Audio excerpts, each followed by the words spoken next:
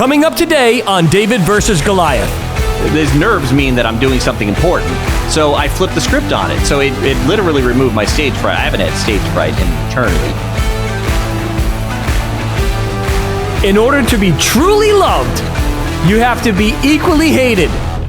Welcome to today's episode of David versus Goliath, a podcast dedicated to helping small businesses leverage technology to not only help them compete against their large competitors, but win.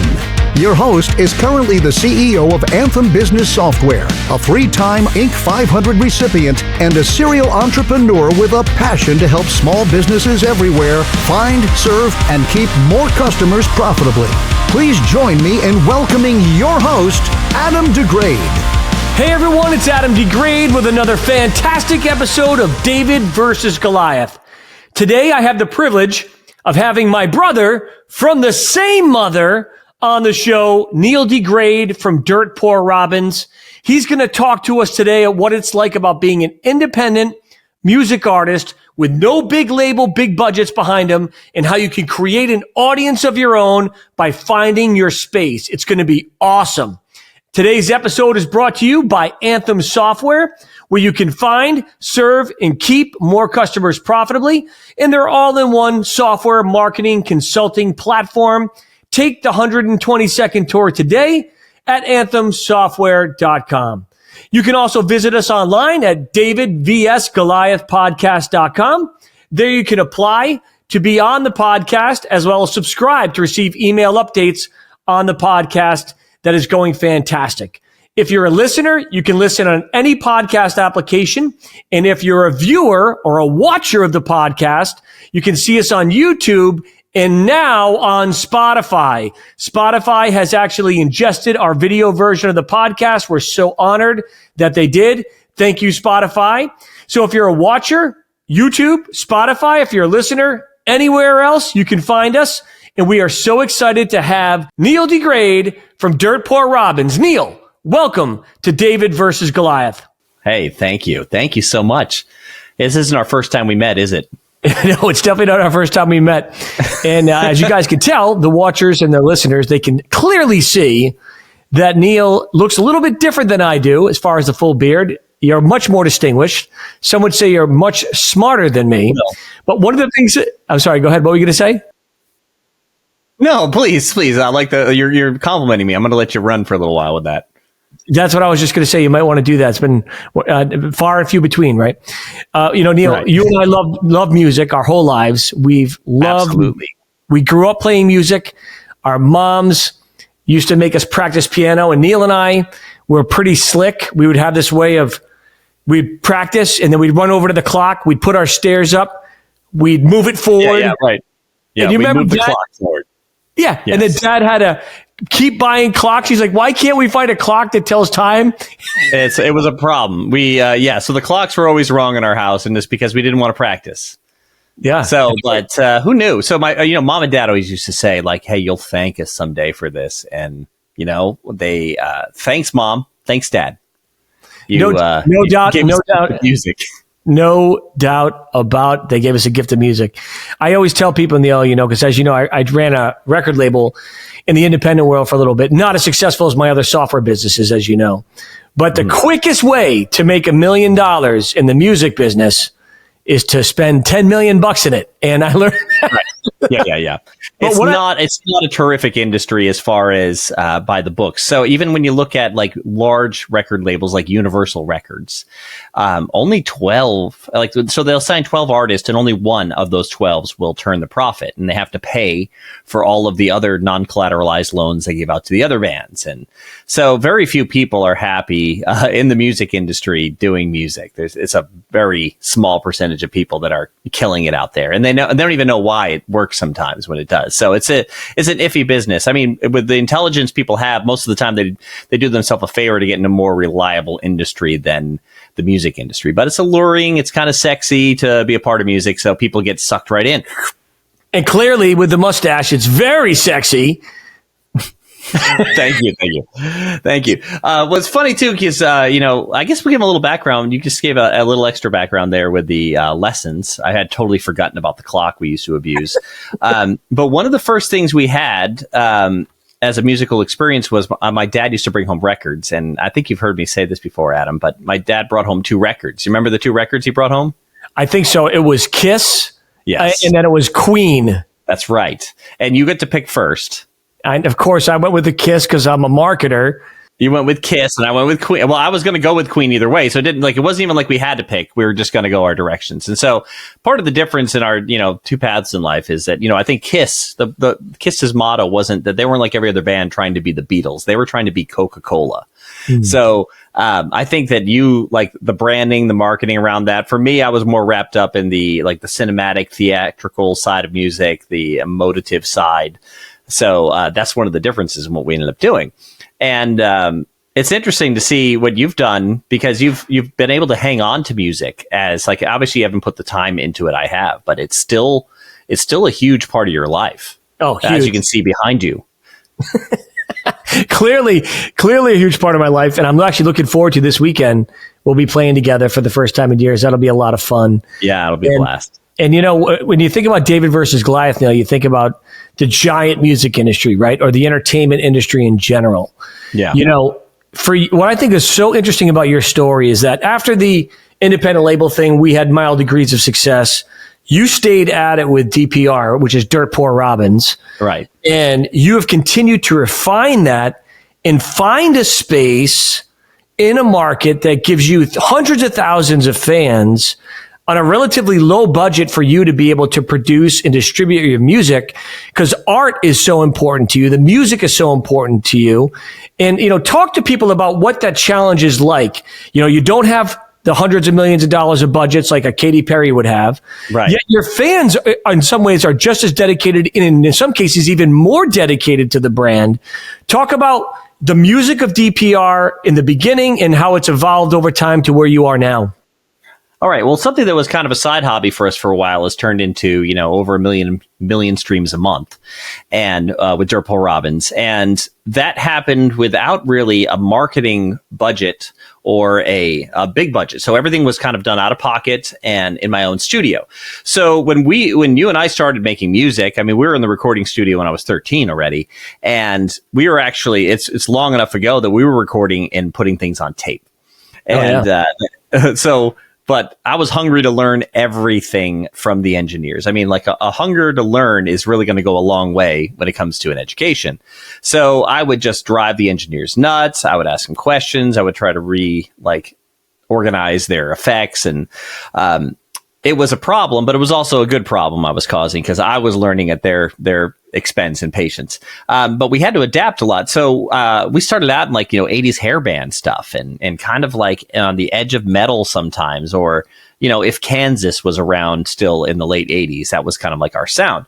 And, what happened is grunge came along and right away, I had a little bit of a disgust reflex to grunge because it was sloppier. It had more energy, but, and it was a little rougher around the edges, which was cool. But there was something about it where I had worked on this pristine technique and it just didn't have a place in grunge. But that was my first encounter with a major change in style of music where it's I'm doing one thing and the thing we were doing was dead in a year. As soon as grunge, there was no one was signing any of these hair bands. We were super young, so it wasn't like we were in trouble, but they weren't signing these bands. And I got really curious because I started to focus on my favorite songs and favorite grunge bands and what that new genre that emerged, what kind of opportunity it afforded me. And I remember, so I started wearing corduroys and and flannel shirts and stuff and grew my mullet out.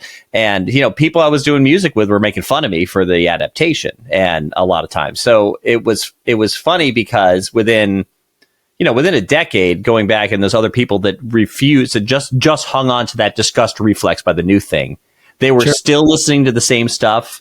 They, this is not a bad thing, but the ones that stuck with music were music teachers. I think that's a wonderful profession. It wasn't my goal. And that wasn't their goal either. So everybody had kind of settled into something less just because they had this new thing came along and they defended their old thing for the sake of the chance to grow. Now, grunge didn't last forever either, so that was great. So there's been probably about like 30 times I've had to adapt my approach over the years, but it wasn't like a forced adaptation. It was something I'd learned about how to see the new thing for what it was and what opportunity it gave me, meaning that whenever there was a new thing came along, it's because there was an older thing that was getting a little played out, and the new thing was going to be it had more to do with the energy of where people were at, and also offered me something new and fresh to dive into. So adaptation was key to get to this point. Now, adaptation is the key.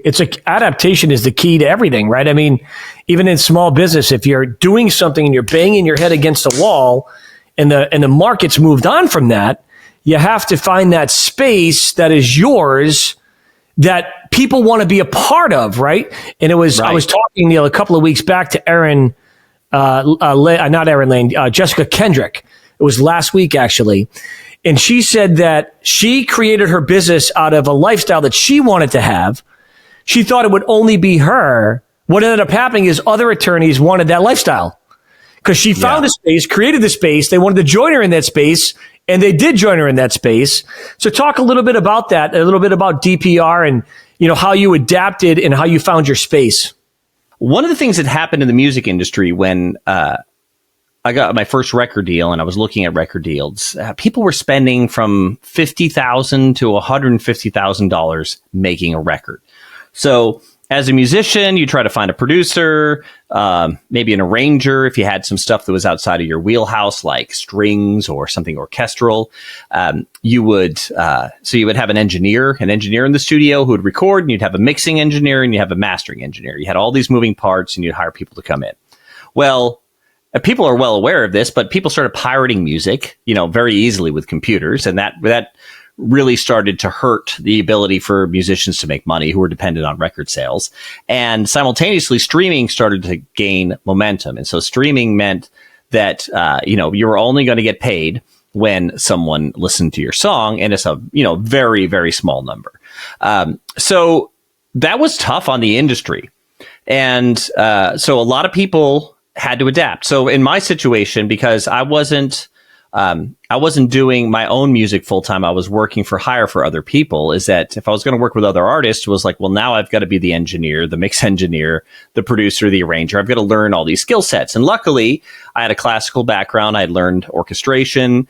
I'd learned a lot of these things over the years. So it was just a matter of picking up some of the engineering tidbits. But by the time you're done, to make the same money you were making, you had to do 5 different jobs. So it was an adaptation that was really, for a lot of people, was their way out. And then simultaneously, the other thing that happened in this industry is that, one of the things that ruins the music industry is everybody is like Kevin Costner in Field of Dreams. If they build it, they will come.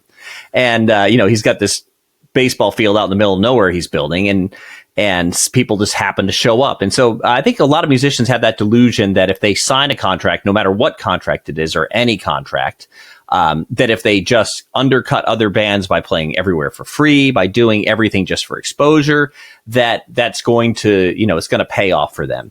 And It really didn't. It just ended up kind of souring the whole industry, where the middle class started to go away. There was this small number of high class artists and a small number of, lower class artists left.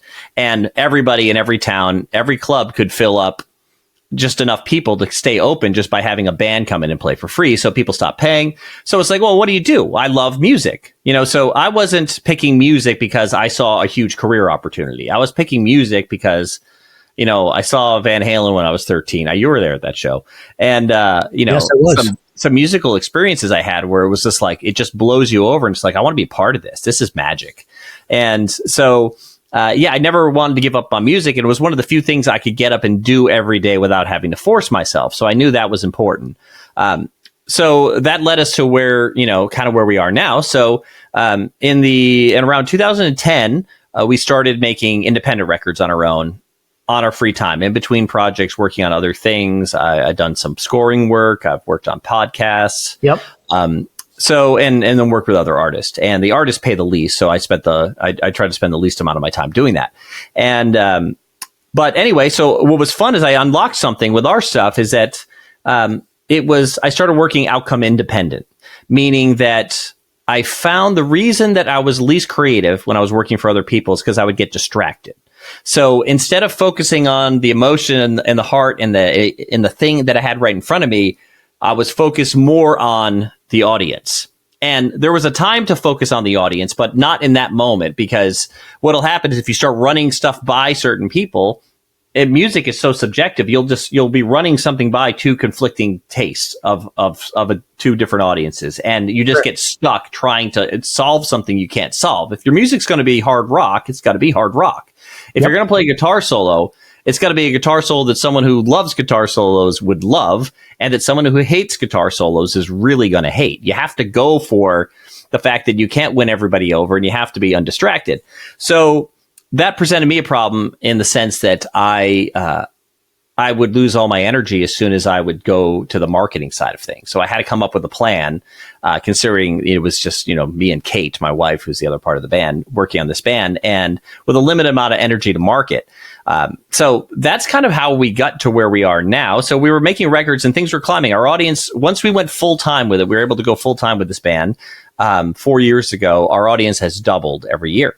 That's awesome. And so that's been really great. So, we have new opportunities coming up now based upon like new changes in the industry.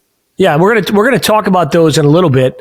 I do, when we come back from break, want to talk to you about some other fun things, a little bit about music. I remember some of the outfits you wore back in the 80s. No, you better not have pictures. As long as you don't have pictures, I'll talk about it. No, I do not have pictures. And I also want to play a track, a 30-second piece of your music as well for people to listen. But stay tuned, everyone. We're going to take a break from our corporate sponsor, Anthem Software. We'll be right back. Anthem Business Software System is designed to specifically help small businesses just like yours find, serve, and keep more customers profitably. We do this by providing you with the most powerful software, automations, and marketing services to help your business compete and win in this ever-changing digital world. Take a short video tour at anthemsoftware.com. Anthem Software. Every business has a song. Let our software sing yours.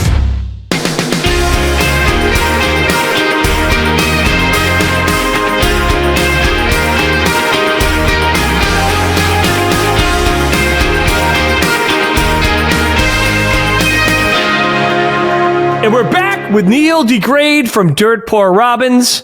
That was the quickest break in the history of the universe. From his perspective, amazing. From you guys, it was at least a minute. Yeah, that's right. We are back. Neil, some of the outfits you used to wear on stage were interesting. Tight pants. Your hair used to go all the way down to the halfway part of your back.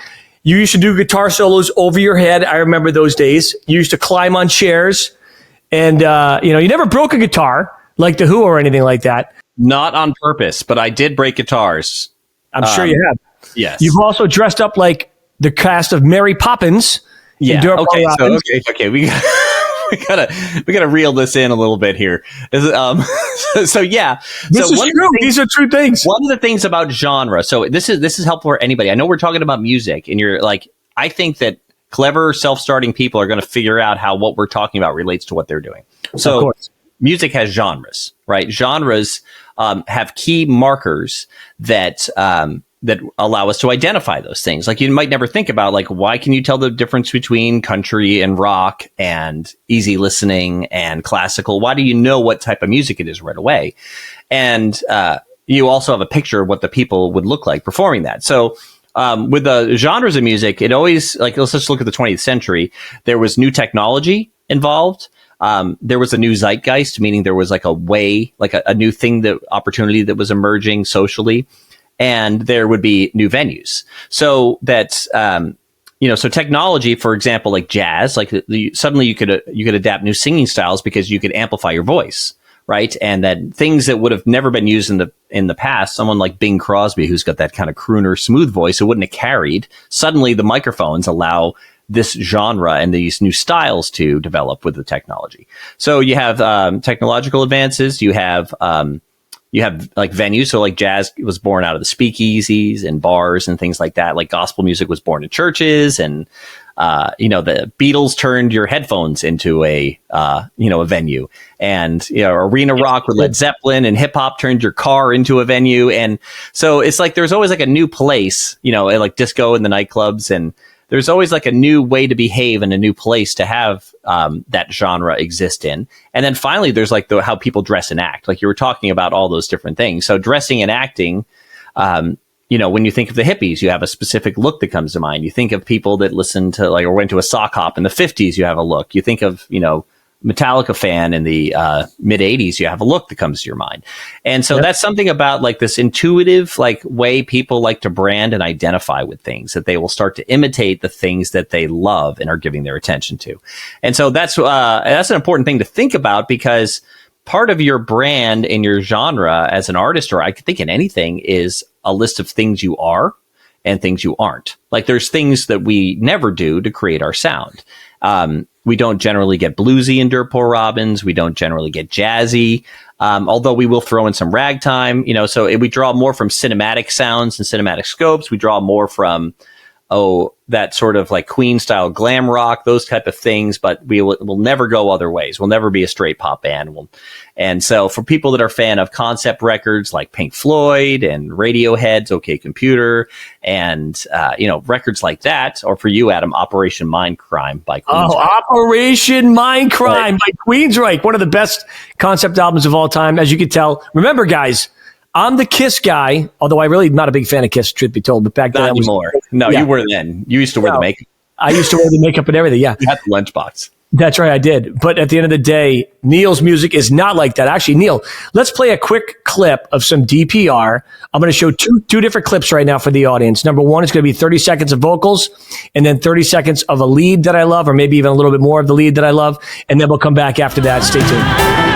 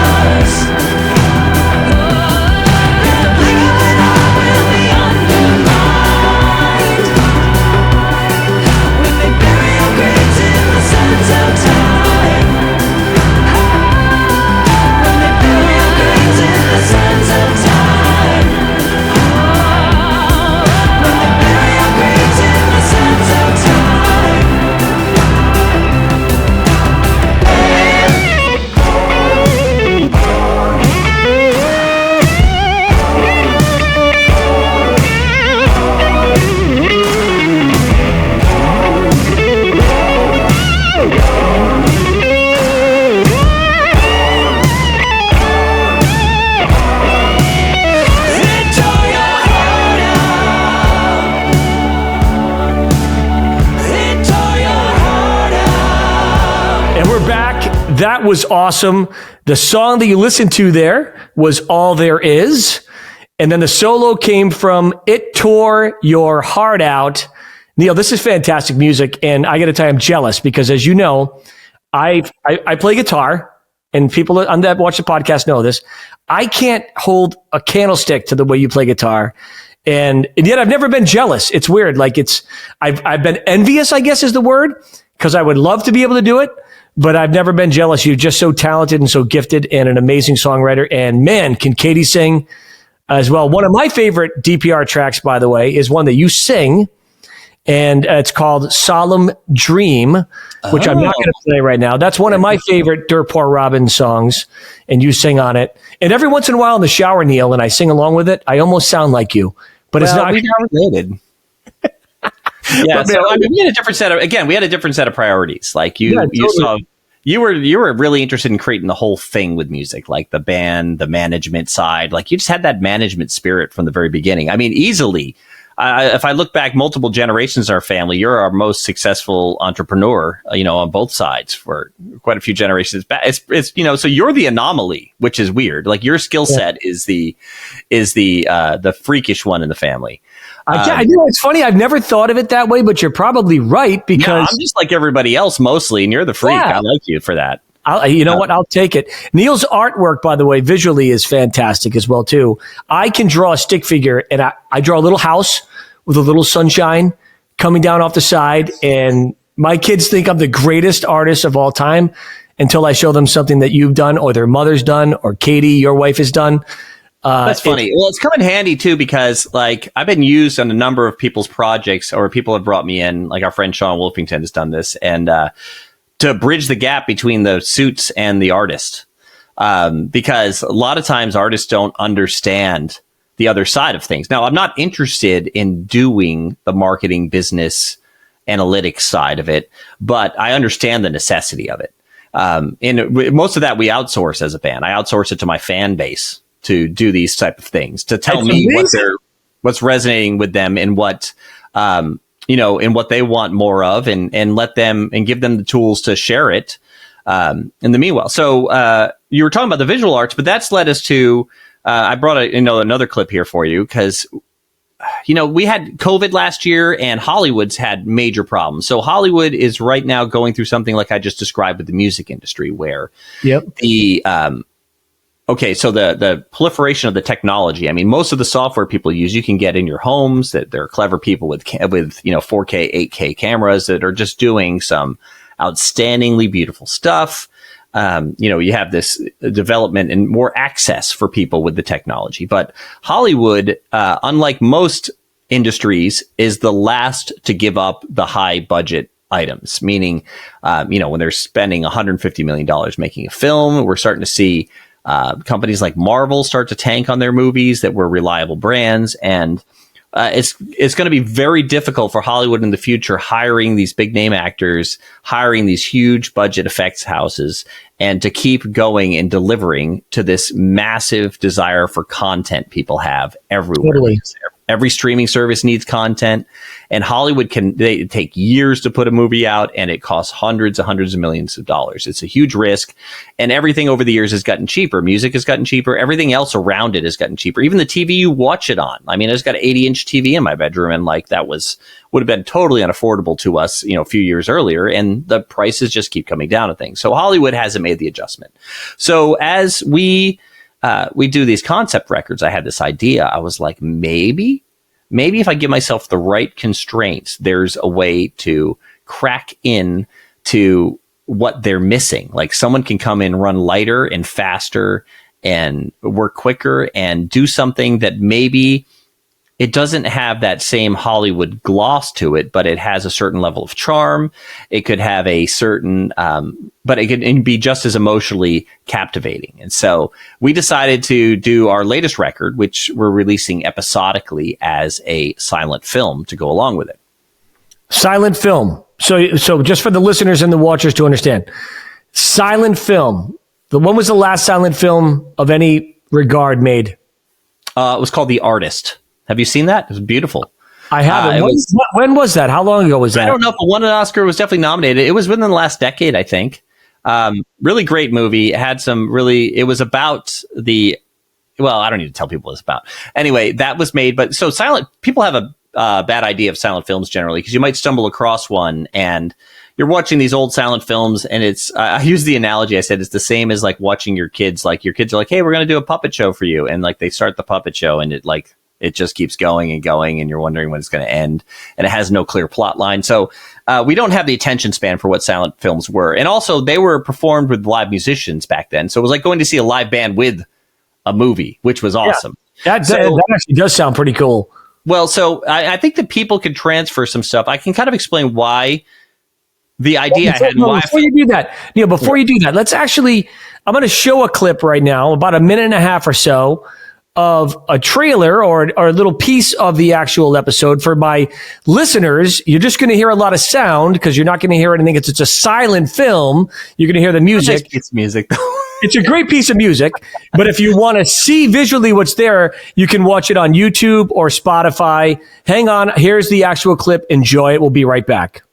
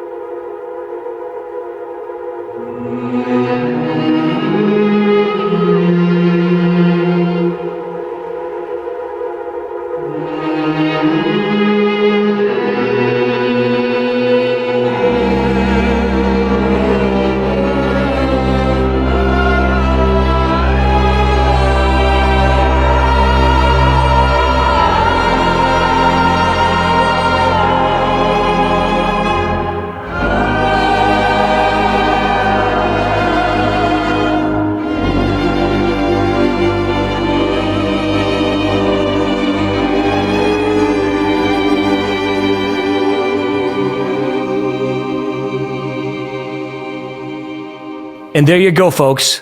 That's the clip that we just showed. And Neil, you were continuing on. I want you to make sure you explain to people exactly how they can translate what you're doing into their businesses as well, too, and how they're finding their space and adapting. Okay, so what I have in front of me is I have this thing that's Hollywood, and we know what Hollywood does. We know the movies they make, and it just seems to be they seem to be in a losing spiral because everything's gotten politicized too. Every movie is like you can see someone's political slant in the movie, and for me, honestly, I don't care about the politics as much as I care about the fact that it makes it boring. Like the characters are predictable. You see a certain character doing a certain thing, you know exactly what's going to happen because you know the person's political beliefs, and it's just like, my gosh, I'm wasting my time watching these movies, and someone wasted so much money making it. And they're not doing great right now. So I looked at that, and it's like, okay, so we've got a couple of different factors. We have expense. Like, okay, I want to tell a big story. I want to have the story I have has space travel, takes place in what looks like to be the Roaring 20s. So there's cityscapes, there's flying zeppelins, there's rocket ships, there's the clip you saw was from the prologue, which is more like this fairy tale introduction. And very cool, very cool. So it's like, okay, so expense is a problem. All right, so like I can't compete like this script on paper. If I give it to someone in Hollywood, it would be $100 million movie or $50 million movie or something. So that was not going to do for me, obviously. So I don't have the budget to get large name actors, and I can do the music myself. That was helpful. Okay, so, but if I want to do something expressionistic, meaning that I'm not going to worry about the realism so much, but I'm going to worry about it carrying that emotion that, like, when someone can tell you they can just tell you a story with words and you start to well up in your eyes, or, things can happen that you don't need like these massive array of computers rendering out realistic lighting on dinosaurs to have a great story. So we solved the problem of expense in a very technical way. One was to decide to do a silent movie. That meant that we could have our music over it and not have it conflict with dialogue. So that's huge, right? For us, when you want to have lyrics or whatnot, and you didn't have to space the dialogue around it. Two, there's in a silent film, generally the cameras didn't move. And I don't think you'll never necessarily, unless you're a cinematographer, you're going to be paying close attention to that when you watch a movie when it's done. It just feels like, oh, this is what's supposed to happen. So, and because the cameras didn't move, we can make every frame, like if you pause it, it looks like a painting. It looks like a painting in the way it's laid out compositionally. So it's something you could just take a screenshot of and put in your wall, and it would look as great art. And so also because the camera doesn't move, and we shot this all on a green screen, so all of that was shot on a green screen, it allows us to do the special effects very, very inexpensively, because now I don't have to track camera movement to put these backgrounds in and changing perspectives.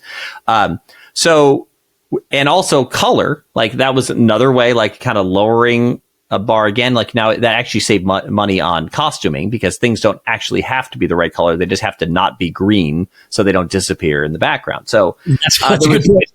Yeah, there was one thing after another. And then so also because the camera's not moving, and because I set up this giant green screen, all I would do is adjust the lighting to match the angle of the light in the shot, is that we were able to go like very, very fast. So we only have a couple of people that were like legitimate professional actors. A lot of people I knew this had the right look and a great personality and they could do it. And so by using this new strategy of filming, we shot the whole thing over a very short period of time. And we used a slogan, which was momentum over perfection, which meant I love that. Yeah. So it was always momentum over perfection, which was, I noticed is if we slowed a scene down, we were trying to get every little detail perfect, the more I would have to do that in the next shot, and even more in the next shot. So like people couldn't just react. They had to think and plan, and it was bogging everything down. So with momentum over perfection, the whole idea was to keep the energy up, to keep people in the moment, like in a flow state. That's like an artistic phrase I use, because when people are in a flow state, they don't have to think, they can just do good things. And so we had this flow state going. We got so much done so fast because everybody was happy. Everybody was having fun. And I wasn't nitpicking over tiny things. If someone gave me something, I would just roll with it and try to make it work, or it would spark a new idea that would make it better. So momentum over perfection was a huge aspect of moving forward. It's funny that you say that, because I always talk about how progress is perfection in your small business, right? So I like it artistically. Momentum is good, right? You're definitely is getting you progress, right? Progress is perfection in business. Now, Neil, we got to take one more quick break. And then when we come back, I want to talk about courage, because it does take a lot of courage to step out and say, you know what? I am going to create a movie that I think people are going to like to watch. And I want you to talk about that when we come back from break. But right now, we have another message from a corporate sponsor here on David versus Goliath. I'm your host, Adam DeGraide. We'll be right back. At King 16, our agency has done some exciting things over the years. We've designed and built amazing experiences for customers and launched several vehicles for Audi and Porsche. We've thrown extravagant parties inside whiskey distilleries and featured amazing products for brands like Ray-Ban and Fossil. We booked some incredible talent and designed cutting-edge stages for those performances. We even threw a red carpet gala in the middle of nowhere on a horse farm with hundreds of celebrities, which was difficult. I guess you could say we've done some amazing things for our brands and partners. Now the only question is, what will King 16 do for you? Find out at king16.com. That's King, SIXTEEN.com. And we're back for the final segment with Neil DeGraide from Dirt Poor Robins, talking about Queen of the Night, a new silent film that he's going to be talking and creating and actually releasing right now. Episode 1 is out. Where can people where can they see this, Neil? Well, in videos where you can leave a link in the description, they can leave a link in the description. You can, it's on our Facebook page if you look up Dirt Poor Robins. It's also, but more importantly, it's on our YouTube page. It's streaming for free everywhere right now and we're leading up to a release of the full film, trying to build up some hype and some money to finish the production. So by rolling it out episodically, we were able to give people, content right away. And at the same time, generate momentum and an audience so that there would be more people there to see the final product, and also give us more leverage with streaming services. So that's what we're aiming for. We'll see how it works. I mean, you guys can follow us along in the process if you want to see what we're doing and what it's like. I think what we're doing is going to be appealing to a much wider audience than just our music style was in the past. So, from kids to adults, because it is imagistic now, and the music has a context to sound the way it does. And so we adapt as a band. We always sound like us, but this time around we're doing some older stuff. We're drawing from the Romantic period, classically, 1920s and 30s popular music and those sort of styles, and what you would have heard in a score back in that era. So so that's what we're doing. And it does take a small amount of courage, but I don't know. Well, so hold on. Think about this, Neil. It is truly a David versus Goliath story. I mean, and for anybody who loves this podcast and loves small business, you got to find the local artist that needs your support and support them. And this is a great way to do it. Go watch Queen of the Night, share it with your friends and family, get it out there. I was so psyched about it, Neil. I decided to become an executive producer on it with my wife, Crystal. That's right. So we're pumped, man. We're pumped about it. But it does take courage, Neil. See, you take it for granted. Like, so many people, thousands of people right now that maybe even are listening to this podcast, they have an idea, but they're locked in fear of doing it, and they hesitate. And I always tell people that hesitation is the death of an entrepreneur, and action is the life of an entrepreneur. Mm-hmm. Because at the end of the day, just doing something, getting out there creates that energy to it, but it does take courage. You have to not only want to get out of bed and do something, you have to actually say, okay, I'm going to do this. What is it, Neil, you think in yourself that said to I'm going to do this. I'm not just going to make another thematic album, which I'm great at already. I'm going to take it to a whole new level, add visuals, and do something very creative with a silent film. Where did you get that courage from? Well, I think it's been building up towards this. So it's incremental steps, because I hadn't directed a feature-length film, and I hadn't done any of the stuff. We've done I've done some video work on commercials, and I've always been interested. And I always felt like I could do it. But I think that, so here's my thing about life in general. So from a very young age, I lost stage fright. I figured out how to get rid of stage fright. And it was as simple as, when you go up on stage and you have a nervous feeling, like your heart starts to race and your blood pressure rises and you feel like butterflies in your stomach, that's the same exact thing you feel when you're excited to do something, when you're at a theme park or something you're looking forward to that you've paid to do. It's like excitement. It has an identical feel. And so I was like, oh, you know what? This is like this is a good opportunity. Like, I'm excited to be here. These nerves mean that I'm doing something important. So I flipped the script on it. So it literally removed my stage fright. I haven't had stage fright in an eternity. And that was one of the things, but that goes with everything. That's like stress. I don't process stress as stress. I don't get stressed. I think of it as excitement, like, right? So when things are hard, or even when obstacles are in your way, it's like a chance to solve a puzzle. So if you're telling yourself that I'm having these feelings and you focus on them in a negative sense, they're going to suck all your energy, right? So, two, and when it comes to courage, is that you have to understand. So, like you mentioned, supporting local artists, like, go support a local artist you understand. Don't feel pressure to like give into some weird artistic community where it's like, I don't really get this art. I don't really like this art, but everybody's treating it like it's smart. It's got to be good art from your perspective. Yeah, from you. Who cares? Who cares what anybody else thinks? And it's the same thing when I go out to make music. No, we're not aiming at the lowest common denominator. That's not what we do. That's not what I'm like.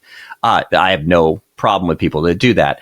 But like, again, like I said before, it's like, man, if I'm going to do a ballad, right, I'm not going to make a nice one. I'm going to go take it as far as I can. I'm going to make sure that this song like tears your heart out, or like breaks your heart, or it's like almost like you want to, like, I want to break people apart and put them back together in the same song or the music. So you want them to really feel something. So you can't apologize. So you have to understand that, like, okay, if you're in a metal band, which I'm not, but if you're in a metal band, it's like, you got to make sure that, like, if someone doesn't like heavy metal, they don't like your band. Like, that's a really easy, you don't try to win over that person with your heavy metal. You don't try to convince the person that loves Mariah Carey's All I Want for Christmas that they need to like your grindcore band. It's stupid. You'll spend all your energy trying to get people that will never be interested in you or never pay attention to you. So you focus on the thing you're doing, and you do it without apology, and it's okay. It's okay, like, if something doesn't work, and it's totally okay if people don't get what you're doing. Not everybody's in the market for your product. No, I know some people have businesses that are really, like, have, like, way more ubiquity than what we're talking about here, where it appeals to, like, no, pretty much everybody owns a toothbrush. It's like, yeah, okay. So, but you still got to make your toothbrush stand out. It's the same thing. So when you look at the people in the world that are the most successful, you really generally mostly know them for one thing. Like, this guy's a great basketball player, great football player. This person's the best, whatever, singer in the world. This person is one of the wealthiest people in the world. This person's known for technology. They're known for a thing, and the school system's out here trying to make well-rounded people, and well-rounded people don't have the escape velocity to make something happen on a larger scale if they're well-rounded, because you really need to put all your efforts into a thing. So you need to be more afraid of not mastering and going for something without apologizing than you need to worry about, I guess, being a well-rounded person necessarily. So all of the people that spike through are people that they go for a thing, they don't apologize for it, and they'll make you second guess yourself for not understanding it before they're going to accept that they're going to get off their own course. Neil, I think you said it so perfectly, by the way. You told me this once.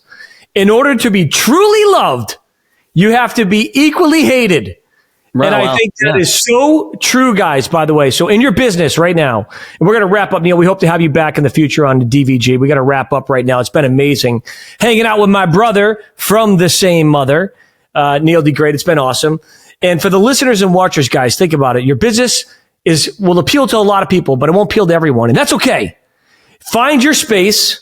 Adapt to the things and the situations around you, and dominate and crush your market. That's what David versus Goliath is all about. Inspiration, education, activation, right here on DVG. Thank you so much for watching and listening. We'll see you next week. Have an awesome day.